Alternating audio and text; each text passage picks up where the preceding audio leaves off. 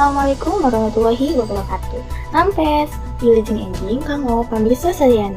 Depang deui sareng Regina Zahra dina program Sunda Channel.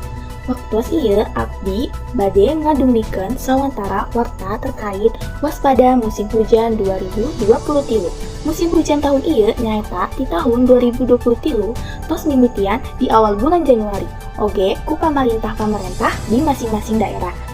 Contohna di pamarentah Ciamis, nu tepatna di Provinsi Jawa Barat. Tos ngawanti-wanti ka warga sangkan salawasna waspada tina musim hujan bisa menyebabkan bencana alam nu diduga-duga sababaraha nyaeta diantara nama longsor, banjir, jeung sajabana ti eta. Bupati Ciamis oge tiatos mere amanat sekuma warga anu padumukaranana di sisi gawir jeung di sisi hawangan kudu awih ati-ati bahaya longsor jeung banjir anu seiringan penduduk di sekitar eta.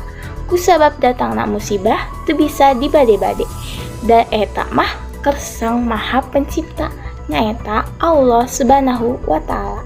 Di tahun ka tahun pamarentah geus ngalaksanakeun tarekeh sangkan musibah banjir jeung longsor dina musim hujan ieu teu kareng depan warga. Kitu wae warta nu tiasa kasengahkeun ku SIM abdi wilujeng tepang deui dina nu warta nu bakal dengkap leuwih manfaat ka cida. Hatur nuhun kasuhun-suhun. Wassalamualaikum warahmatullahi wabarakatuh.